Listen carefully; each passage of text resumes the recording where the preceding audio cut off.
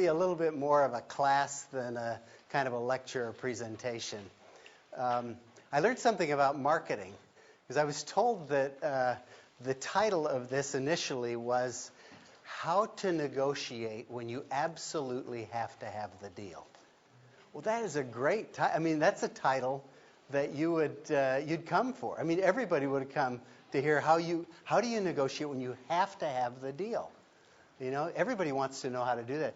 And they asked me, well, what will you teach them? And I would say, don't get in that position where you absolutely have to have the deal. So it'd be a very short session. So I changed the session to the one that you signed up for, which is conducting effective negotiations. A little more pedestrian title, a little less exciting, but I think we'll go over some things here that may influence the way you think about negotiations.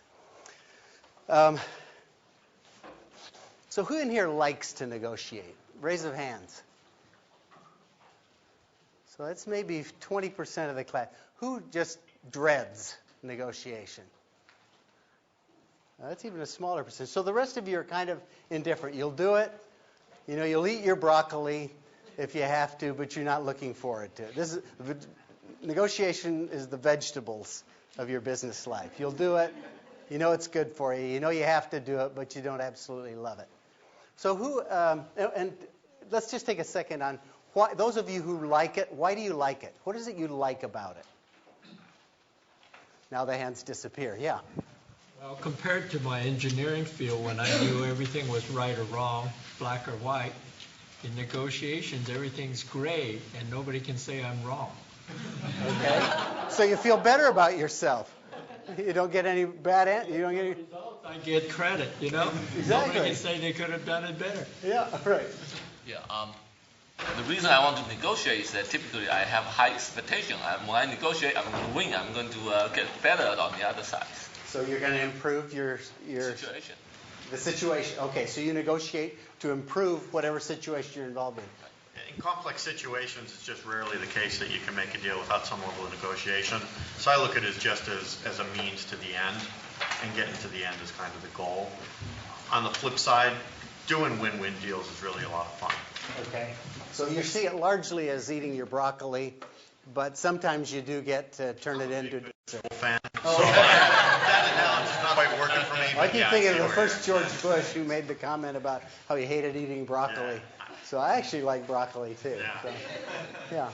Yeah, I echo that. I think the win-win thing is fun, and it's also like a pizza. It's like putting together puzzles. That's the way I approach it. Is to give the other person what do I want? How do you get it all together to make it work? And you look for the win-win. And that's fun if you make it work. So win-win agreements are fun, and you can negotiate.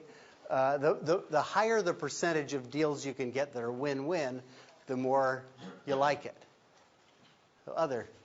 I think it's a unique opportunity for creativity in business. It's one of the most creative aspects of business. It does allow you to fashion solutions according to usually different kinds of facts, different fact situations. So you get to express some creativity. Other things, yeah. Do we have building relationship also with the other person? Yeah, building. You understand better what they want, where they want to go, and you can disclose also more about it. And I'll bet you those of you who said you didn't like negotiations saw it as a way of destroying relationships, of stressing out relationships. So a lot of it depends on what are you doing to relationships as you negotiate with other parties. How about those of you who didn't like? Let's get some more things you don't like about negotiating. For those who just say, man, I could do without this. What do you not like? Yeah. This makes me very uncomfortable to think that I do not have enough information to get the most out of this negotiation. And more often than not, I just regret the results, thinking I could have done better. Okay, so you look back on it and you say, shoot, I got taken. I didn't get as good a deal as I might have gotten. I lost. Other things you don't like about it. Yeah. Most of the time, hopefully, the person on the other side is an intelligent team you're dealing with. But you do get the what I call amateur. Like if I pound on the table, that's an effective. That can get just intellectually and emotionally tiresome to deal with.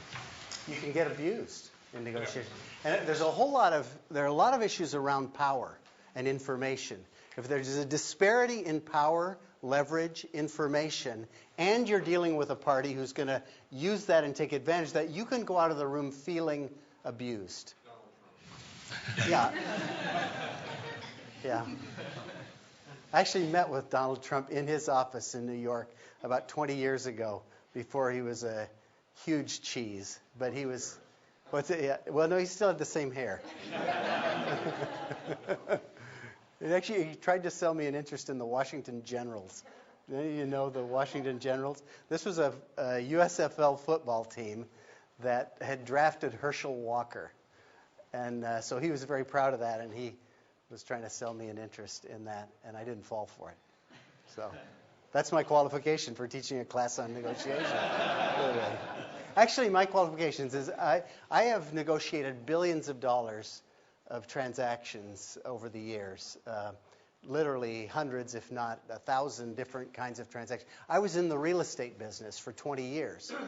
And I was actually the chief financial officer of a big real estate company for about 10 years. So I was negotiating debt deals and equity deals, and then partner departures and solving litigation. And so my life was a diet of negotiation, just solid diet of negotiations.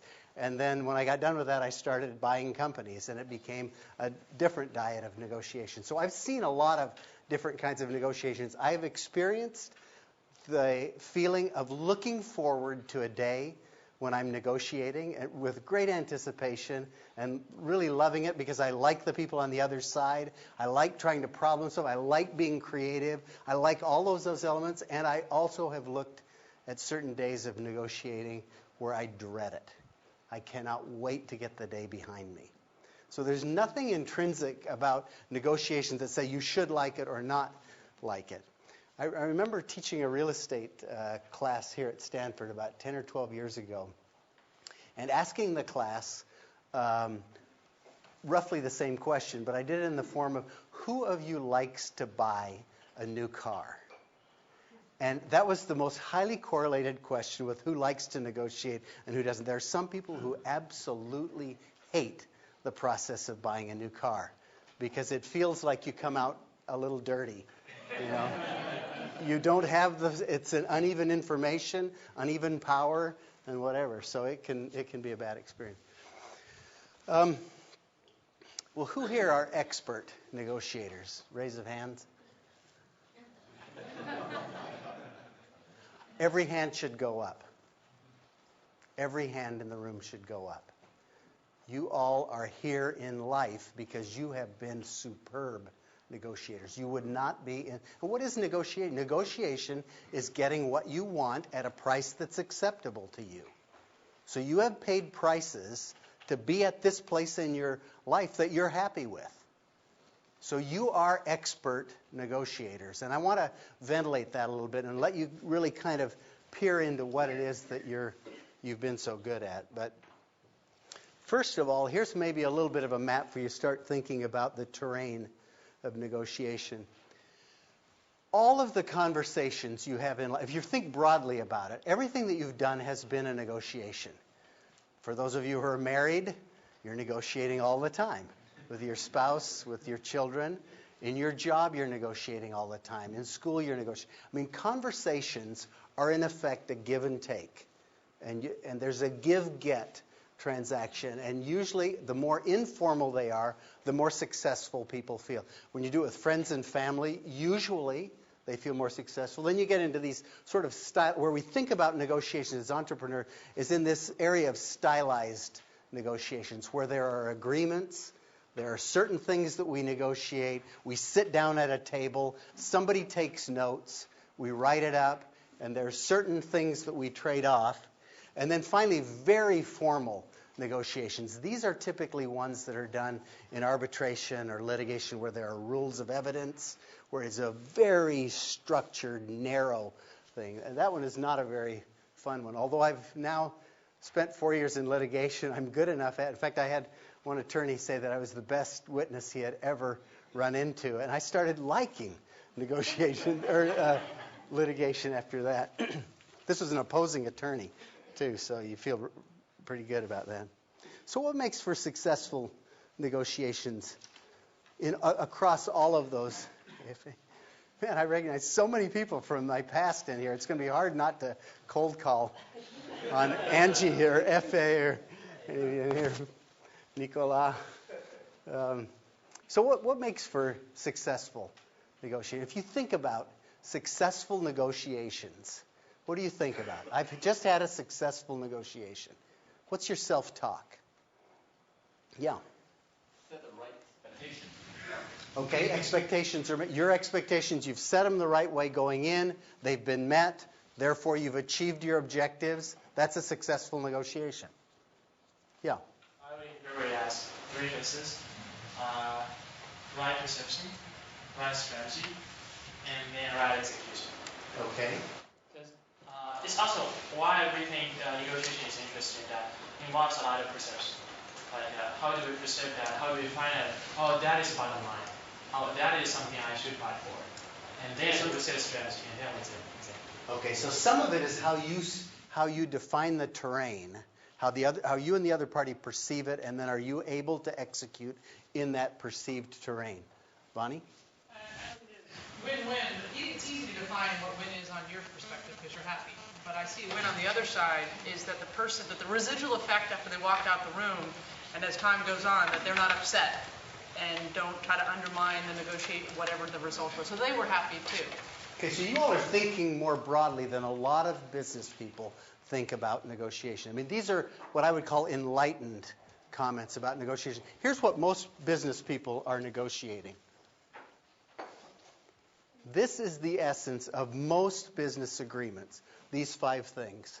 So they're focused on getting the best price, getting the most attractive terms, making sure that whatever time frames for execution or deliverables, whatever are acceptable, making sure the warranties are in place, and then if things go wrong, they've got remedies.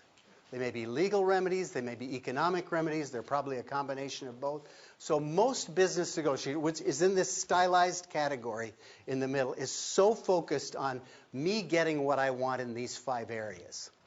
And people don't think more broadly than that. If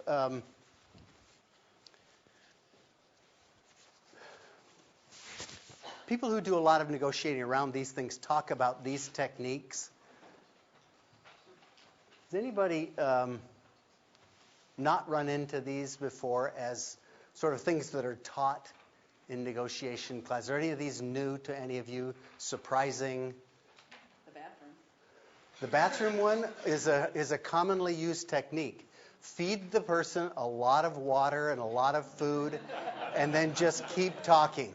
Keep the pressure on. So using the bathroom breaks is a powerful, if you're using techniques, and what do I mean by plane? They've got a plane to catch. Their schedule, exactly. They've got to catch a plane, and so you just carry on the negotiation. You speak slowly. You make things drag out. You disagree at the last minute, just as they're running for their plane. Say, oh, you do the Columbo thing. Oh, one more thing. Have any of you been subject to any of these? What does it feel like? Well, you have to assess whether it's almost incompetence or is it actual bad faith, and that can be difficult, and it's annoying to have to even have that. Either case, how do you feel? If you're dealing with an incompetent party or a bad actor, You're wasting your time either way. it makes you angry. Yeah. Right? Very few people don't recognize these. If you're on the other side of the table, it's not like, oh my gosh, what is happening? I don't know. I don't understand. This is sure working on me. Most of the time you perceive immediately these techniques and you resent them. Or you're angry about them. So in terms of techniques that people teach, I think these are anti-successful agreement techniques. You may get a deal done, but you're unlikely to get a deal that is lasting, enduring, flexible, where you build relationships, where you create solutions. But these are used all the time, mostly by investment bankers. I'm just kidding. Sorry, I know. Wait, could you turn the tape off up there? Yeah. I'd add one other technique, which I've run into quite a lot dealing with competitors, which is during a set of complex, long negotiations, maybe over the course of months, you discover that in the course of the supposedly good faith negotiation, the competitor, for example, has been actually promoting something completely different or talking to somebody else. And the explanation you get when you protest is, I'm very sorry, we had no idea that was going on. Yeah, the protestation of innocence. Deny, right? Yeah, or just innocent. I had no idea, or, oh my gosh. Yeah, yeah, which puts you on your heels, puts you at a disadvantage. Maybe there are others. Anybody in here experienced other obvious techniques that are being used to gain power? Yeah, John? We were locked in a room once. Yeah. I mean, it was kind of amateur. It was back in the early days in Eastern Europe that we just climbed out the window. I bet there are a lot of interesting stories. There was another one. Yeah. Language. If there's a duality in terms of having experience having had a negotiation in China where I was sitting across the table from a gentleman who spoke, or at least didn't claim to have spoken any English. Yeah. And so I had a translator, fortunately, and so that was one that kind of was an interesting barrier because I was pretty sure that he understood English, and for a variety of reasons. And smoke was also another one. Yeah. He's an avid smoker, and I can't stand smoke. And I tried my hardest to make sure that he didn't know that, because that certainly affected kind of the way, how much time we wanted to spend in this 4x8 room. Yeah. It was very interesting. So making things physically uncomfortable or getting a leg up through language. There's another way that I see language used, and that is abusive language. People that start dropping F-bombs or shouting, cursing at you, whatever, they believe they get a leg up. And in some ways, most of us kind of react. We go a little bit on our heels when somebody starts cursing at us or they raise their voice or something. I mean, as tough as you may be, if somebody starts doing that, there's something in the inner child of all of us that recoils a little bit and is back on our heels a little. Now, it can cause you to come back in like manner. It can cause you to get to that level yourself, which may or may not be a good thing. Comment? So I had actually the opposite happen to me once, where we were having issues and then we couldn't come to an agreement, and then they came back and they were actually, they could do more than what they were saying. I mean, they gave me everything, so they were treating me with kindness, and then they went to coming back and changed it again. So it was the opposite of using the abusive language. So it's kind of the limp leg, yes. and where people use different techniques to deceive. Andy? So Joel, I have a feeling you're going to tell us ways to actually do this that aren't these ways, but let's use these guys' examples where you actually are faced with people like this on the other side of the table. And how do you actually take control or sort of set it on a positive tone, especially if you're in a situation where you're sort of feeling like, this is the company I really want to buy, or this is the job that I really want to get. Yeah. And you don't really have as many options, but these people are actually coming at you with these techniques. Yeah. What would you advise us to do? Well, let's have the group. I'll give you the way I react to it, but anybody in the group, somebody is using one or more of these on you. Yeah. Just call them on. So calling them on it is one really effective thing. I've actually done this in a litigation where the opposing attorney was deposing me, and he stood up and got right in my face and started to shout at me and say, "Why did you do such and such?" And it really is off-putting. And all it shows in the transcript is, "Why did you do such and such?" That's all it shows. That's all it shows. And if you answer the way you're feeling when somebody gets in your face and shouts at you in an accusatory way, you say, "Well, you son of a gun, I'll tell you the reason." And you'll do it in a way that isn't effective. The most effective thing that I found was exactly what you're saying. I say, "Why are you standing up and raising your voice?" I mean, that goes on the record. But that's the most copied down way of doing exactly what you're saying is you really call them out in a nice way. Why are you raising your voice? What makes you shout about that question? Why are you standing up? And why are you pacing the floor as you get all of it on the record? Now, you don't need to get it on the record in a normal negotiation, but calling them on it is one thing. What's another way that you could deal with that? I start asking questions. That's where I start to do Questions are some very effective. Just asking, just posing questions. That's always a very inoffensive way of taking the volume level down, getting information, cooling people off. Another way. You've got to reach a higher plane, because if you're in this type of mode, the other person's not in good faith, and most negotiations we're going to be doing, you need to have a relationship, and the relationship is usually a lot more important than the actual deal you finally end up with in a lot of cases. So I think you do have to call them on, and you have to say, what's your purpose here? Yeah. And you guys, if he's doing one and you're doing another, it doesn't make sense. You guys have to be both wanting a deal and both wanting the best, win-win. And if Sometimes you can't get people there, have such power and such an advantage, and you really do need the deal, that they get away with more, that it's tough to raise them to that level. When there's such a disparity in terms of information or power, that it can be very tough to do. I'll tell you what I try to do is make it completely ineffective. Just make it so either I ignore it, I just don't pay attention to what it is they're doing.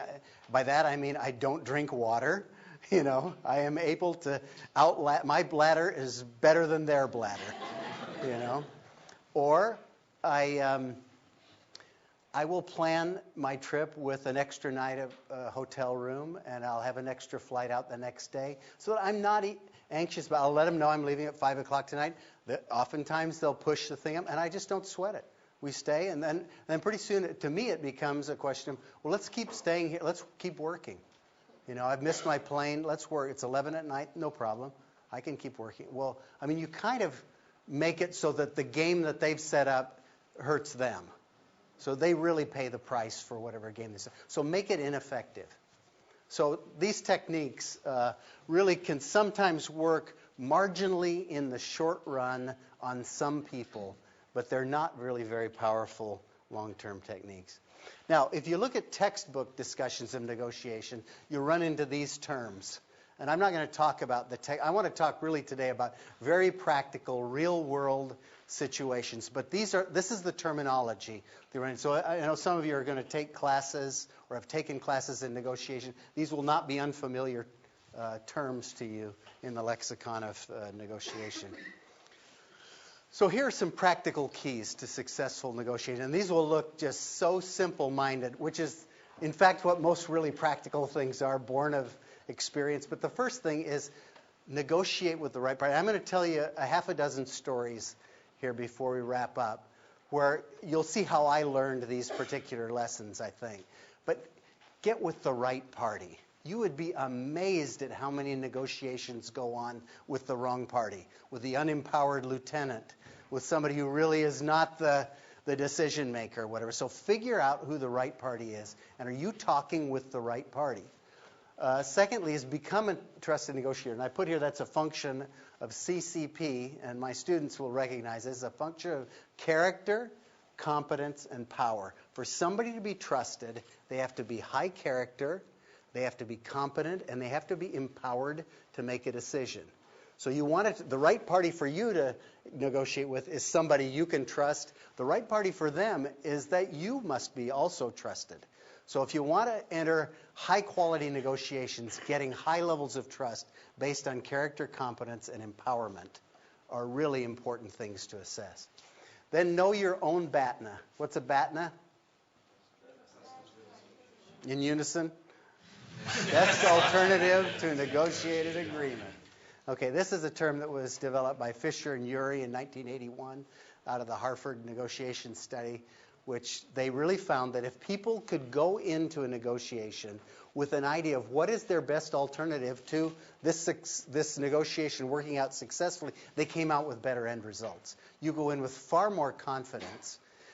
I've taken it to another level. What I go into negotiations now is I figure out, I don't know it for sure, but I try to assess what is the other party's BATNA. So I really think hard about what is it they want to achieve and what are their options, because that really helps you kind of assess the whole thing. And you're not just thinking my agenda, my agenda, my agenda. Here's what I want. Price, term, remedies, warranty. This is what I need. And so many negotiators are going in with their own agenda. Well, go in and think about what is the lay of the land for the other party, and that helps. We'll talk a little bit later about Fisher and Urey's map, but I think there are 3 or 4 suggestions that they make that are kind of their broad map that are really very helpful. Discern the difference between battles and wars, what we used to call the elephant ant. Some people don't know the elephants from the ants. Have you ever negotiated with somebody for whom every deal point is something that they have to win? You know, everything is competitive. Everything that's brought up, they have to win every deal point. I'm here to submit to you that that's a really dumb way to negotiate. That this is a give and take. If you're going to try to develop relationships the way Nicola said, or if you're going to try to come out with creative solutions or whatever, you really don't want this, I have to win every deal point thing. So know where the elephants are and where the ants are. Be willing to lose some battles to win the war. Yeah, Marcello? Isn't that kind of what points are out there in the first place? So wouldn't it be to my advantage just to put points there that I know I don't feel so strongly about? Yeah. Wouldn't the other party be doing the same thing? They should be. And you should, I mean, in really effective sort of win-win negotiations, you share with what you're trying to achieve. Lee Iacocca has a great line. He was the guy that turned around Chrysler. And he said, when I want to achieve something, I tell the other party exactly what it is I'm trying to achieve and what price I'm willing to pay to achieve it. And that's really kind of the starting point where it's sharing information. So there's a lot more sharing of information in that kind of a model of negotiation. It's not always something you can do. And then getting back to these techniques, I would say don't worry too much about techniques. You have to be aware of them. You have to be, and it tells you something. If somebody's using, I always think when somebody's shouting at me or walking out of the room or throwing things, there's information in that. It's like I had a partner one time in the real estate business who looked at a joint venture document that was this thick, and he looked at it and he picked it up and he says, in any document that's that thick, there's something in it for me. And in a way, anybody who's throwing things and screaming and shouting and slamming doors or locking you in rooms or anything like that, there's something in that for you. You can get the high moral ground. You can at least get information. So don't worry too much about them, but be aware of them. And then really understand what the other party, this is kind of back to the figuring the other person's bad. But the more you can understand their values, and I'll tell you stories in a minute that illustrate each of these, but the more you can understand really what it is that drives them, what's important to them, the more likely you are to craft a solution to things that satisfies what it is that's important to them. So here, you've all seen this before. Just to pause on it for a second, those of you who dread negotiations probably have experienced some of this win-lose experience. Those of you who said you really enjoyed them have probably experienced more of the left-hand column. Okay, so here's 7 situations that have sort of illustrated these points for me. And I only tell you these not because I've had some unique negotiating experience, but because you may recognize in some of these things your own experience. You may be able to tie it into your own experience and internalize it in your own way so that it really does belong to you. The first one, I taught a negotiation session in the real estate course here at Stanford a number of years ago. And I had a version 1 and version 2 of this. In version 1, the instructions were, I want you all to have fun. So this was the 3-party negotiation. There was a buyer, there were 2 or 3 properties, a buyer, a seller, and a lender. And they had to come up with a tripartite agreement. And so everybody went off in these negotiating teams and made deals. The instructions were have fun, be creative, learn everything you can about real estate and everything, and then just report back on your experiences. Well, here's what happened. There were reasonable deals made. They were made quickly.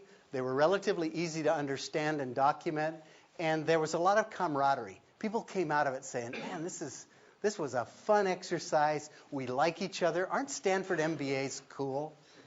Well, I just really love my classmates. So that was kind of the outcome. So that's negotiation 1.0. So then we changed the instructions. Okay, the objective is to win. You're going into this negotiation. The idea is you want to win. Your grade's going to be influenced by it, and the results are going to be published in rank order, and you need to make a report on how you feel about it. What would you guess the change in results was? Yeah, fewer deals were made. They were made more slowly. A lot more time was expended. I mean, tons more time. People said this negotiation exercise took longer and was tougher than anything they had done at Stanford. People were frustrated, and they hated their classmates. They said, I will never do business with these turkeys again. I had no idea these people were such jerks. And so it fundamentally changed it by the mindset, and I set up the mindset. It was my fault. But the economic outcomes weren't any better. They were fewer, as somebody pointed out. A lot more complex deals, a lot of more unworkable, undocumentable, unenforceable, and the interpersonal relationships were strained. So you can see by having this mindset of we've got to win, and it's a zero sum, and it was defined. There's so few things in most business negotiations. There was so little data that was price, terms, time frames, warranties, and remedies were about the only thing people could work with. Well, they went in and just pummeled each other, just beat each other to bloody pulps. So that's the first story. And I'll let you draw your own conclusions from these. The second one is when I was first starting in business, I had a deal that I was working on in Azca, or they say Azca, Spain. Did I do that right? Any of the Spanish speakers? Azca. And we were going into a bank there to borrow money.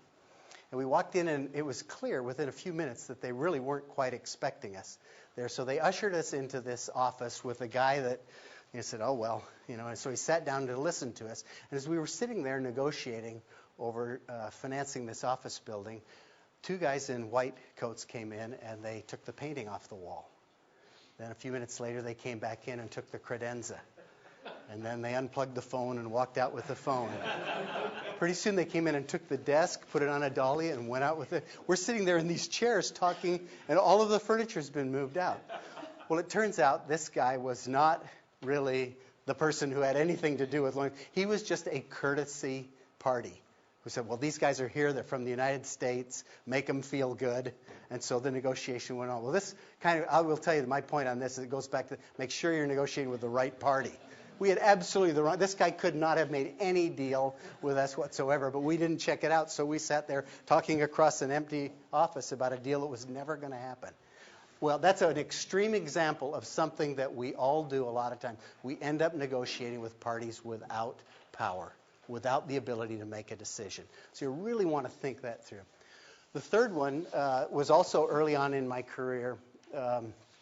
I was a chief financial officer in my late 20s of a big company, and I was supposed to make a joint venture with a life insurance company. And so I'd studied all the joint ventures that had been. I'd figured out what I wanted on this deal and what a win-win. I was steeped in all these things, and so I sat down with the very senior 50-ish life insurance executive, and we started to go through the deal points, and there were 8 or 10 of them. And after I'd been said, no, we're not going to do that, and about the 8th deal point, I rose on the 9th deal point and said, we really need to have this one. You've said no on 8 of them. And he said, Joel, sit down, just take notes. Your job here is just to take notes. We're not negotiating anything. Just take notes. We're the life company. We've got all the money. You're just the developer. Take notes. And so it was clear to me that what that negotiation was about. That negotiation was not going to be won in that series of discussions. But I was really going to just document it in a way that we had a chance to do our business, and we had options in the future. So that wasn't the only option that I had. Limited partners. I recall early on thinking that I wanted to develop a brand. I wanted to be seen as a certain kind of negotiator.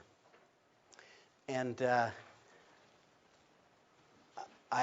part of my brand was going to be that I would calculate exactly what a deal was worth, and then I wouldn't budge on the price. I wanted to be known as somebody who knew the value of what it was I was offering. And so if I said, this is $1 million investment, I didn't want to settle for $950,000. I really wanted to say it's $1 million. And I guess if you want to trade 2 nickels for a dime, I'll do that. But I'm not going to trade a dime for 1 nickel. So I really wanted that to be my brand because I realized I was going to be in this business a long time and do hundreds of deals. So in negotiating with these limited partners, I became very stiff on this. And it was only when I got options, and what happened to me in one case was a guy said, well, I'm not going to do the deal. I need to do the deal at $950,000, not $1 million. I went out that night and called another limited partner investor group and said, I'll tell you what, if you'll do this deal at $1 million, I can document the deal tonight, and I can give you all these other things, but I need the agreement tonight. So when the guy called up the next day to resume negotiations, I could say, I'm sorry, I've already done that deal. So I was able to establish that I don't move on price.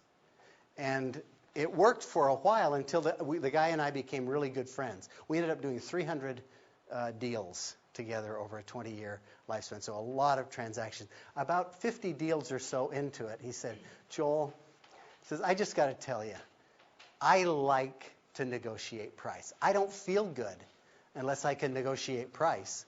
So if you want it to be $1 million, tell me it's $1,050,000. Just tell me it's $1,050,000. I'll come back with $1 million, and then we'll both feel good. And so we negotiated that. The last 250 deals we did, I would go in about 5 or 8% higher than what I would accept. He would knock it down. He'd feel good, and I'd feel good. So you kind of going in and having sort of a reasonable, what I'm calling ROR, or rules of the road. If you're going to have serial negotiations with somebody, develop rules of the road. Senior partner departure. This is a situation, there was a $1 billion transaction. So it was a big deal. And this was 15 or 20 years ago. So it was a very significant transaction. And the partner came to me and said, you know, I want to, let's agree, going into this negotiation, let's agree on values. Let's agree what these properties are worth, and then we'll make the trade. And on this particular case, I thought, you know, the biggest mistake we could make would be to agree on the values. Let's disagree on the values. So you set up whatever, you know the properties better than I do. You value them however you wish, and then I'll select. And the very fact that we didn't agree on values allowed me to select deals where I thought I was getting more than my fair share. He then was able to, because he set values, he was fine with the deal, because he'd represented what the values were. And it was just applying the percentage to the values he'd set. So we were able to get a transaction done. My departure. So I left the Crow organization with the reputation of being a conciliator, with the reputation of being reasonable, with the reputation of being a win-win deal. I'd settled all the litigation that Crow had had for 20 years, departing partners. I was seen as somebody who was litigation averse. And because that had become my brand, my negotiating brand, when it came to that, they filed litigation against me, realizing that he'll never fight. This guy's such a pussy, such a conciliator, he's such a giver, and he'll make everything. But that I really had no place to go. I had set myself up with my brand. So from that, I want you to think very carefully about the brand you want to have.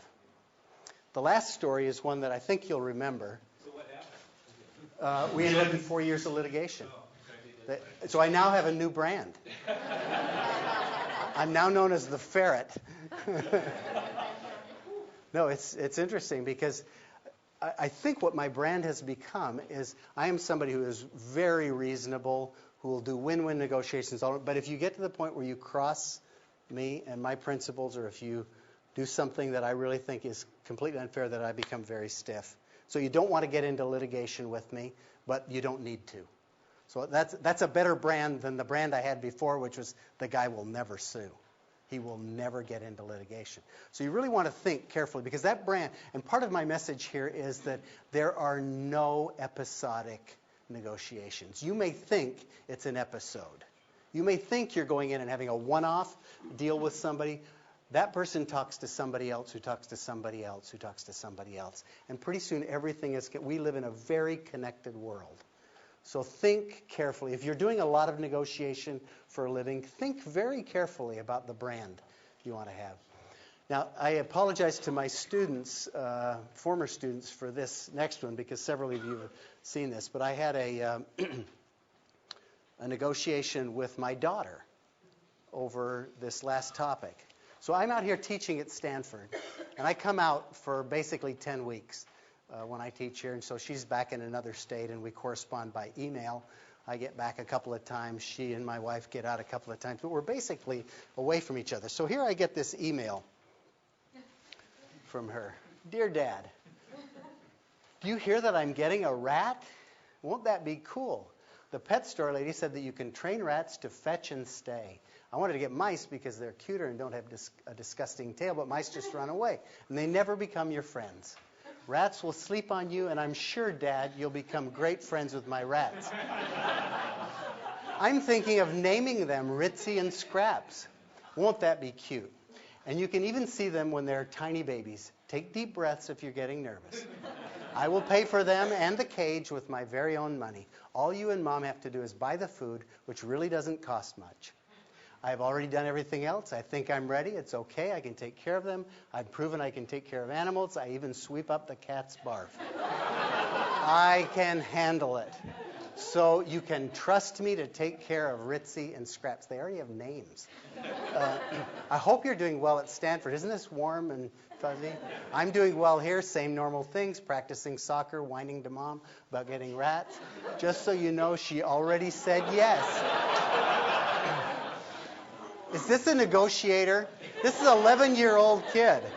I mean, so some of this stuff, when I ask who are the expert negotiators, I promise you we are born knowing something about negotiations. Just so you know, I'm sure she's sick of the same conversations. Can I get a rat, Mom? Please, I'll do my practicing. That's my secret in life. Promise to do my practicing. Love, Elise. So here's this. This is the initial volley. This is the negotiating position. She's kind of laid out her negotiating position. So you're sitting out here 1,500 miles away thinking, no way.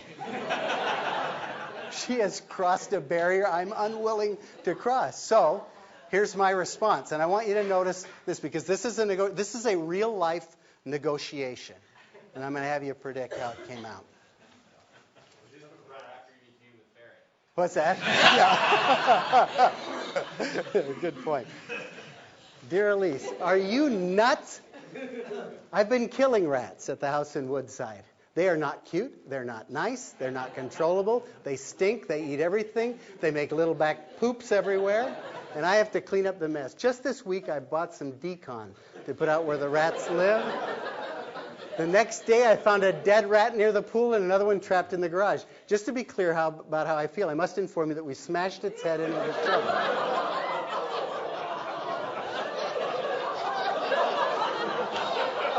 I'm a negotiator. Come on. It was fat and ugly. By the way, I think its name was something like Ritzy. In any event, one of the big reasons I was getting so excited about coming home was to get away from the rats out there. Now I may as well stay, huh? See how hurt? I'm just hurt. I'm appealing to this young daughter. Now, what would you like next? A python? Or how about some Ebola virus? Or maybe you could raise maggots. Anyway, I still love you and miss you, and we'll see you next week. Love, Dad. So how did this negotiation come out? Predict. What's that? She gets the rats. She gets the rats, exactly. She got the rats. Now, why would an expert professional negotiator with $10 billion worth of deals under my belt give in to this 11-year-old kid on some stinking rats? Imbalance of power. That's a great point. And besides, her mom had already said yes, so a real imbalance of power. To me, this is the difference between knowing the elephants and the ants. You know, I was willing to lose a battle to win the war. And the war, what I wanted to win, winning for me, defining winning for me was raising a child who's responsible, who loves me, who will listen to me on things that really do matter. And so I was really willing to kind of take a different view of this. Now, the really gratifying part about this story is In the end, she gave the rats back to the pet store lady after the pet store lady had told her she would be feeding them to the snakes. So she disliked the rats as much as I did in the end. And she came away saying, Dad, you were right about the rats. So, now, What was the subsequent exchange like? I arrived home and the rats were there. And she said, Bother negotiating. No, it was done. God, It was a done deal. Mom had already said yes. It was, do you want to hold them, Dad? No, I think I'll pass on that. So I think we've covered most of these. This idea of episodic versus serial. Think serial in your mind as you think about your brand. Outside versus inside. This last was a very much of an inside negotiation. You'll have negotiations with third parties and with people who are really close, whether they're employees, partners, brothers, sisters, children, spouses. The inside ones are by far the toughest negotiations. They're the least forgiving, and they're the most important ones to lose. So this idea that every negotiation is a competitive game that you have to win, it really helps you get over it. The more inside negotiations you do in your life, the more that you realize you don't have to win, certainly not every deal point, and you don't have to win every negotiation. So don't think of it as a competitive game. This idea about I just like this quote, don't wrestle with pigs, you get dirty and they enjoy it. So be very careful who you negotiate with. And that means generating options. That means always having other people to talk with and to do business with. It is the worst thing in life is to get in business with people that don't have the same values you have, that you don't respect. I mean, it is misery. It's a different kind of misery from just about everything you know except being married to somebody who makes you miserable. Then this idea of being reputation building. I've given you my examples of that, but here are some alternative reputations you can have. One is I'm tough, I'm unbending, the legal documents govern. I've known a lot of people who are that way, and often they're people who have a lot of money and a lot of attorneys, and they really believe that's the smart way to do business. Guess what happens? In the end, they may not have a lot of money, they may not have the same position of power, and they may not have a friend when things go against them. Live by the sword, die by the sword. You can be flexible, be open to reworking. The life company joint venture partner I told you about who just said, take notes, Joel.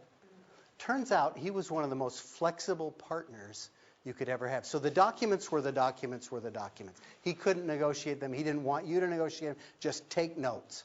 But when it came to working out the problems of living in the real world, of doing business, he was extraordinarily flexible. And so I kept doing business with him. I probably did 25 deals with him over my life in real estate because he was such a great partner. He was a tough negotiator, documenter, but he was a great partner. You can have this reputation of being eager to make deals, where you just say, I do a lot of singles and doubles. I don't do home runs. The other is that there are some people in the negotiating world who just say, I only do home runs. If I don't get a four-bagger, if I don't hit a home run, if I don't win the thing, those are the only deals I'll do.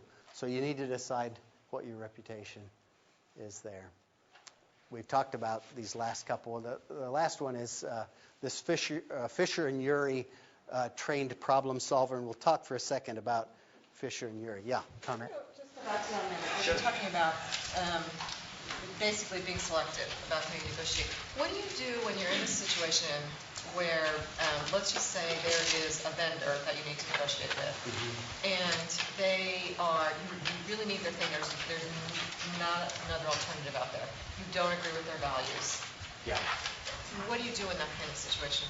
In some cases, you just have to suck it up and negotiate with them. In some cases, you can get another party in the organization you negotiate with. In other cases, you can talk to them and say, okay, here's where I think our conflict is coming, and get to a deeper level and talk with them about that. I used to have a partner that would say to people, you know, we're not making a deal on this. What would it take to make a deal? And that was effective in certain circumstances. You know, what would it take to get this relationship on a better footing or to develop a more long-lasting give-take relationship? I mean, sometimes you can get that real with people.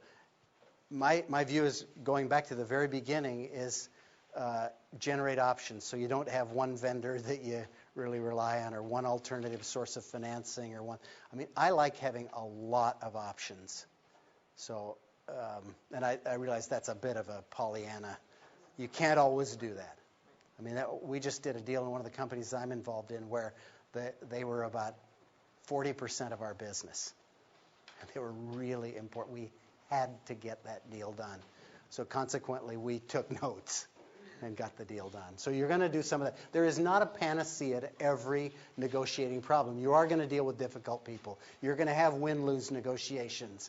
You're going to have some things that you dread, whatever. But I'm just saying you can nudge it so that it's a happier experience. It's more of a win-win experience. And the better you choose parties. So here are mindsets that I've got when I go into negotiation. What time do we end, Marcelo? Where'd Marcelo go? Till 12. At 12? So we have till 12. Are you happy until then, or are people wanting to get out of here? We're okay? Well, let's talk a little bit about these. And one of the mindsets that I think is a really good mindset is that a negotiation is just a conversation. It's just an exchange. You're good at conversations. You talk to people all the time. So this idea of, oh my gosh, we're going into a room, we're closing the doors, we're sitting on opposite sides of tables, that feels a lot more threatening than I'm just going to talk about our various interests and try to have a conversation to come up with something that's mutually satisfying. So think of negotiations as conversations, and you're good at it. Think of negotiations as a series we've mentioned. Think that agreements, winning, it's back to this idea of what is winning. The idea is that your agreement should be durable. There's no point in coming to an agreement that it terminates in a lawsuit 6 months later. You've not negotiated a good agreement. So you want there to be some elasticity, some sense, and usually that is a function of how much trust you've developed with your opposite party. If you've developed very high trust with your opposite party, once you come to an issue, the first instinct isn't, oh my gosh, let's go to the documents. What do the documents say? Most of the good deals I've ever made have never once referred back to the documents. Not once. And some of these things have lasted 25, 30 years. I mean, my whole business career. We never, ever once go to the documents. Why? Because we like and trust each other, and these are real issues, and we sit down and we talk it through. So you want a durable agreement. So that's another mindset to have. Another mindset is this thinking win-win.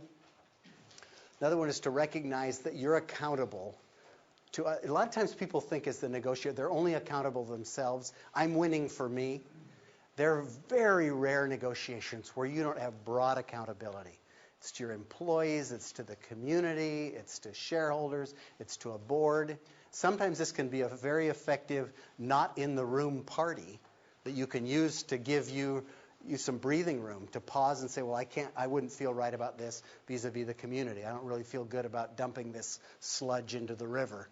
I mean, you really have an accountability. So this idea that there's an accountability outside your own interests is a good mindset to have. Watching your language. I don't think it works to curse, scream, swear, slam doors, walk out of rooms, even bluff. I think bluffing is a fool's game. Because all you need to do is bluff once and have it not happen, and you have spent your reputation. You are forevermore seen as a bluffer. So my view on that is just never bluff. Never use what I call high-velocity words. You think of the words that just sort of raise people's emotional tension and their temperature. Just stay away from them. And if somebody uses them on you, ignore it. Don't let it work on you. Don't let your temperature rise. So watch your language and watch. What if it's genuine? What if you're genuinely upset and you get frustrated? You're not doing it for effect, and you're not using it as a technique, but you try to control it at all costs? I think you should try to control it. And here's why. If part of it is you're setting a baseline. Whatever your baseline is, it's the variation from your baseline that will get effect. So if I say to you, I will never agree to that. That's pretty powerful. If you've negotiated with me a lot of times, for me to say, I will never do that. I mean, you really believe, I've just screamed that out. Whereas if I'm throwing things around and cursing and, a lot of histrionics, I can shout, I'll never do that. And you'll say, yeah, okay, he'll come back tomorrow. So I think keeping the baseline really low is a very smart thing to do. Plus, it keeps your own blood pressure down. I did walk out of it, this $1 billion deal that I did out here where we were swapping $1 billion worth of property. I sat with the partners in the room. There were 6 of them and 1 of me. And the most senior of them just said something that was just completely off the wall and unfair. And I just stood up and I said, gentlemen, it's been a pleasure to be your partner all these years. I'm so sad that it has to end this way. I'm catching my plane and I'll be gone. Give me a call in Dallas if you want to talk about this. And it was that simple. Before I could get to the airport, I had a call from 3 of these partners to say, please come back. We want to negotiate this. And it wasn't that I had gotten up. I'd stood up when they said it. I'd left the room, but my speech was really that calm. And I think they took that as, oh my gosh, he is serious. He is really serious. And that's the message, that I'm really serious. That's the one I wanted to get across. Not that I'm chapped and I'm out of control, or because people don't trust that as much. In the end, this idea of being trusted, if you really want to be an effective negotiator, be trusted. If the other party can trust you, over the long run, you'll develop that brand and you'll develop durable agreements, high trust relationships, creative solutions, relationships with others that you like, etc. So I'm just recommending it as it's a different mindset than a lot of people have towards it. Yeah. I'm just going to reinforce that by saying also in North America and to some degree less in Europe, I've worked all over the world. Getting angry may or may not work, but it's not a big surprise when it happens. The rest of the world, if you're always calm, it translates across all cultures. Yeah. Yeah, it's kind of a universal language. Clarity. Flipping out over something in some cultures is just an absolute no-no, and you've lost them completely, and you've burned all your credibility. You lose credibility. Yeah, you're seen as an unstable person. Here, people might or might not forgive you. Depending on the industry. Yeah. Some industries are full of wild people. Yeah. Often we negotiate through an intermediary, an investment banker, an agent, or an attorney who's actually negotiating an agreement. Would you use this as a model for selecting an intermediary? Because that person can often have a tremendous impact on your brand as well, because they might act completely, and they're off on their own. You don't really know exactly what they're doing either. I think you have to be very careful in who you select, because they carry your brand. I've seen more attorneys foul up deals than actually facilitate deals. In fact, I select my attorneys in terms of, are they deal facilitators? Are they deal makers, problem solvers? Or are they sort of egomaniacs who have to be right on every deal point, who have to draft the toughest document? A lot of times what you'll do in deals is you'll get attorneys fighting. And the attorneys will fight, and it'll destroy the deal and the relationship. So number one is I try not to have very many intermediaries on the front line. I don't like to have agents, brokers, investment bankers, or attorneys negotiating my deals. I like to establish a one-on-one relationship with the other principal in deals. I really think that's the safest way to maintain your brand, and it's the way to create better relationships, to create better outcomes. It's more work in the short run. It's less work in the long run. I think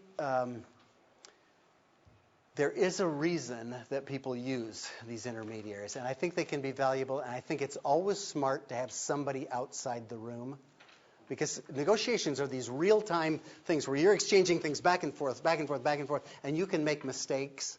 And it really helps to have somebody, whether it's a board, a partner, an attorney, or whatever, who can come in, refine, correct, smooth over. So I like to use them in all those things. And a lot of times I'll say, I need to run this by my partners, or this makes sense to me, but let me check with the attorney or tax counsel or my accountant on this. So, I like to have a little bit of a background. So I use them that way, but I never put them, say, my attorney will negotiate with your attorney and make a deal. I think it's very dangerous. It's not to say it doesn't work. Yeah.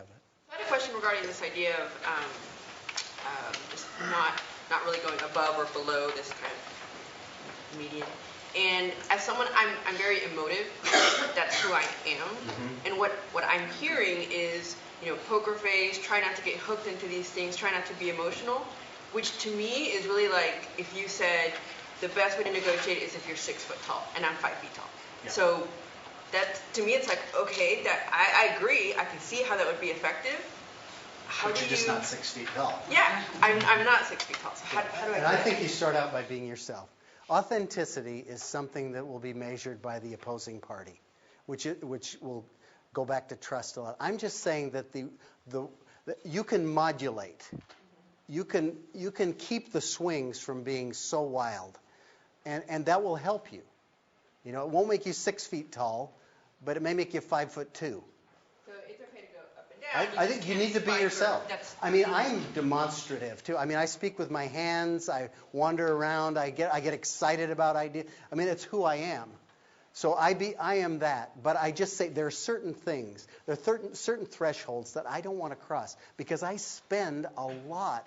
If I cross those thresholds, I've spent something that doesn't return to me what it's worth. So if you're all over the map and around like that, you just need to realize you're spending something that's pretty valuable. And you don't have any place to go. Once you've cranked the volume up all the way, there's no place to go.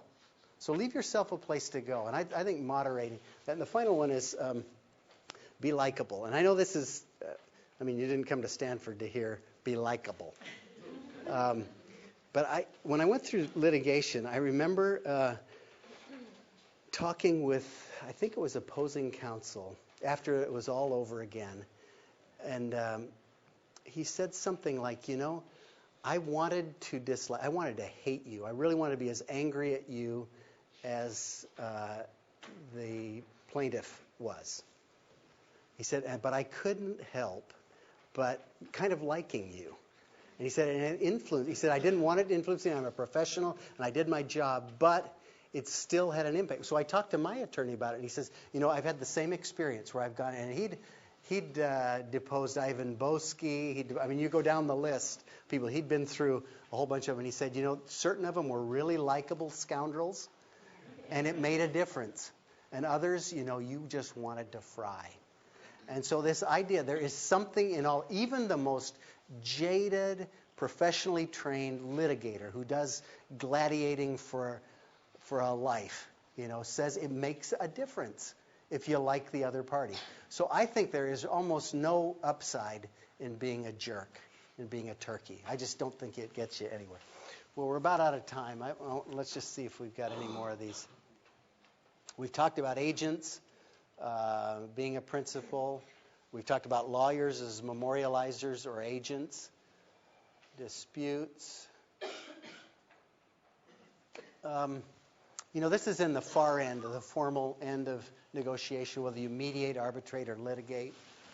I guess my advice on that is they're all kind of bad outcomes, and you really want durable, flexible agreements and trust relationships.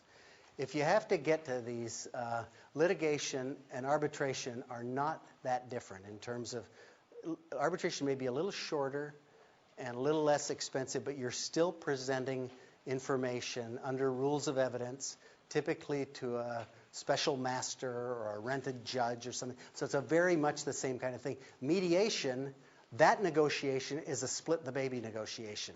So if you're right, you're going to lose half. So I think you just want to be, so this is again in this very stylized, formalized way. The rules of those negotiations very much narrow your outcomes. So just to be aware. Implementing the agreement, fleshing out hidden agenda items, outbursts of front material. We've kind of talked about all of those, I think. So Fisher and Urey. Has everybody in here read, how many have read Getting to Yes? Only a few of you.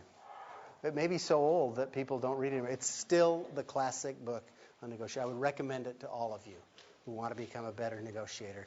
Written in 1981 by Fisher and Urey, two Harvard lawyers. And they talk about their negotiation in the SALT talks and a lot of data on really sort of what works and what doesn't. They wrote another book called Getting Past No, So getting to yes is the first one. Getting past no is the second one. I actually think the second one, though much less read. In fact, is there anybody in here that's read Getting Past? Okay, great. Not very many people have read it. It's actually, I think, even a better, more insightful book if you've done a lot of negotiating. Those are two really sort of good, practical, academic texts that give you a good map. And I can usually tell when I'm negotiating with somebody who has studied Urey and Fisher. It's a different kind of a negotiation. It's actually quite pleasant. So here's if you don't want to read it, here's the Reader's Digest version. I'm saving you time. You thought you were wasting an hour with me? I'm going to save you a couple of hours. Basically, the idea is separate the people. So here are the four fundamentals. Separate the people from the problem, which a lot of people don't do. They merge them. The problem's thorny, therefore I don't like the people. The people who have this issue that is brought before me, because I don't like the issue or it's putting me in an awkward position, I also don't like those people. So there's a lot of confusion. So they say separate those two, then focus on interests, not position. In other words, what would you like to see happen? Not what position are you going to take or is the other party going to take? Because positions are not necessarily related to what are really in your interest. People express positions that may not be the actual endpoint that reflects their interest. Then invent options together for mutual gain, where you think outside the box, you invent options, and then insist, if you can, this is the hardest one for me, is figuring out objective criteria. What would be a winning deal? What would work? And then assess your deal against these objective criteria. That is the hardest one for me, but I've seen it work. And then finally, for me, I'd say know your BATNA, figure it out, write it out, know it going in, and my corollary to that is calculate the other party's BATNA. So you really know that it's not life or death. There are alternatives, and you'll be more likely to have successful negotiations. Now, I'm going to show you these are again, more Fisher and Urey things, but if you'll this is how they deal with some of these, dealing with problems and framing things. So I'm going to flash this slide up and one other slide up, and then have you think about what else this relates to. Discuss each other. Don't blame the opponent. See the opponent's intentions. See the situation, from their perspective. Give them a stake in the outcome. Don't react to provocation. Step away. Don't respond reflexively. Be an active listener. Agree when you can. I used to have a friend that I negotiated, a guy that became a friend that I negotiated with, who would start out every negotiation with all of the things we agreed on. So that you'd go through 10 items. You'd say, okay, we agree on this, we agree on this. And you got in this reflexive habit of just agreeing. Okay, I agree to that. That works. I agree to that. That works. Okay, that's good.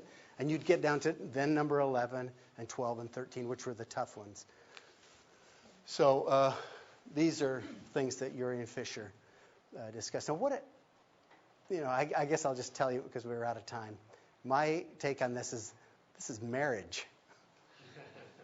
This is how I've made a marriage work for 35 years, is basically doing these things. And most of the relationships you're in are subject to negotiation.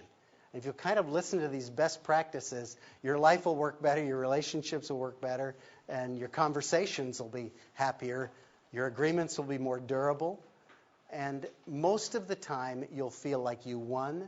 Most of the time you won't feel dirty, like you need to take a shower. And negotiations won't be just eating your broccoli, but will be something that gives you life, lets you express creativity, and build relationships.